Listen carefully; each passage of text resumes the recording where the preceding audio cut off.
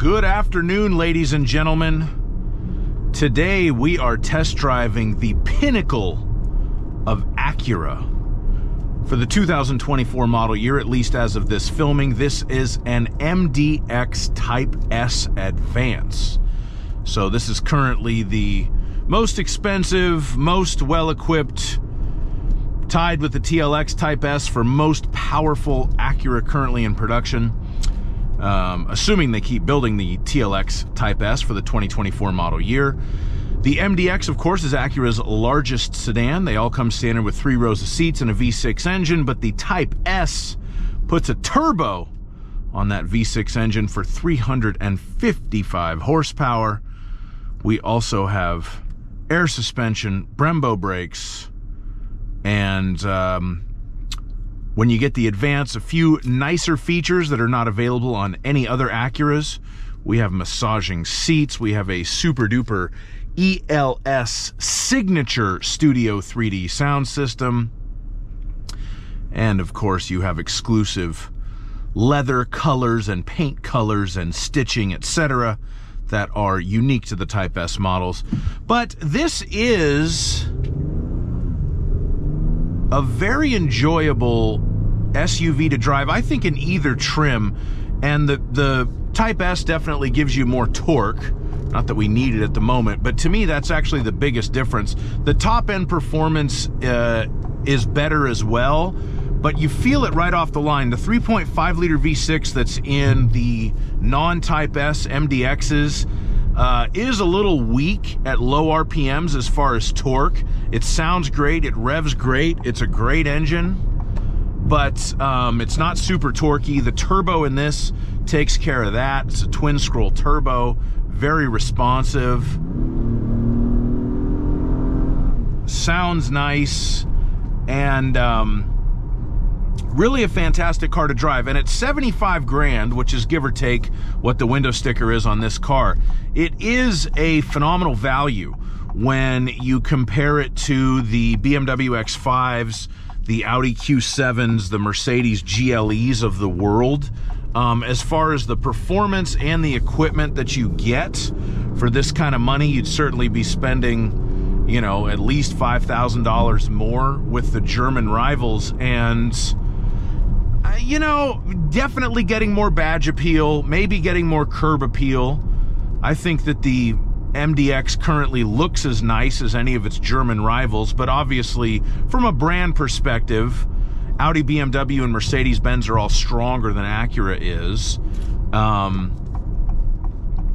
But I don't know that you're getting a better car with an X5 or a GLE or a Q7. You're just getting a more German car. And some people like that kind of thing. For the kind of people that like that kind of thing, that's the thing those kind of people like. Let's put it into sport. Oh, sport mode. Don't notice much of a difference, but all new Acuras have sport mode. Oh, it has firmed up the air suspension. We do notice that. But if I twist and hold my dynamic mode, I'm in Sport Plus. Look out. So now it's as firm as it's going to be. It lowers the air suspension a little bit. Yeah, you can definitely feel the difference in the suspension. And the transmission automatically downshifting. And what it's done here in the center screen is it's kind of put the tachometer in the middle, and then the speedometer is digital, and then to the side I have a speedo gauge, and then on the left side is a boost. Oh, and it'll show me my peak boost. Oh, that's the kind of thing that could get a guy like me in trouble. And it has disabled the idle stop to save fuel. I have to admit, I don't really, like, if I was going to pay my own money for an MDX, I wouldn't buy a Type-S Advance. I'd save 10 grand and buy a regular Advance, because to me, there's no real point in a high-performance family car. And, you know, if you get into, like, the AMGs and the X5Ms of the world, the Germans will sell you a much higher performance family car than this. For a lot more money, it should be added. I don't see the point of that in an SUV. I think if you want to go fast, get something lower to the ground. But there is a fun factor to this, you know, switching it into Sport Plus, and it changes the gauges around and everything. It's a nice touch, and it feels like a well-made car. There's some, it definitely feels like a high-end product. You have this kind of open pore wood trim here. The stitching on the seats on the Type-S Advance is very fancy. The engine sounds great, and when you put it in the Sport Plus, it does open up the exhaust a little bit, so it's a little more aggressive, and it's just fun, you know. It's responsive, it handles well. Boy, that ride's firm, but hey, you can smooth it out. All I got to do is go bink, bink, put it into comfort mode. And now the gauges are blue, and it doesn't even show me a tachometer. All I see is the word comfort and a speedometer, etc., etc.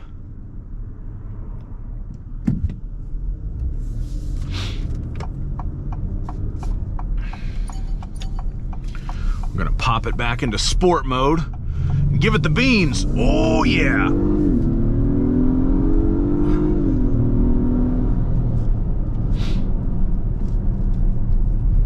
That was fun. It definitely has good acceleration, no question about that. But it also has air suspension, and that's what I love, because I can click it into comfort. And this road right here is really weird. This road looks like it should be very smooth, but it's not. And the MDX Type-S in comfort mode is actually one of the smoothest cars that I've driven over it, with the air suspension just smoothing things out for me. Very enjoyable. I suppose you could make an argument that that does, you know, you got to get the Type-S to get the air suspension, and it does make it more comfortable in comfort mode. So if you're trying to justify this to your wife, just be like, honey, we got it for, it's got the air suspension for the kids. They're going to be so much more comfortable in the vehicle. And it's got Brembo brakes for better safety. And, you know, God forbid I need to avoid an accident, the turbo engine is going to give me the power to, you know, get around an obstacle. And that's going to be another 10 grand. Well, yeah, but can you put a price on the children's lives? Can you put a price on my life? That's how you got to close them. That's how you do it right there. Write that down and learn it. I thought I was going to get smoked by an eggplant-colored Honda Fit.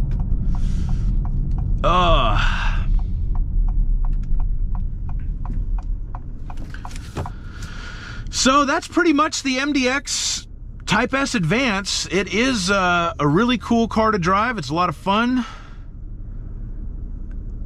It's a good value, realistically, compared to its competitors.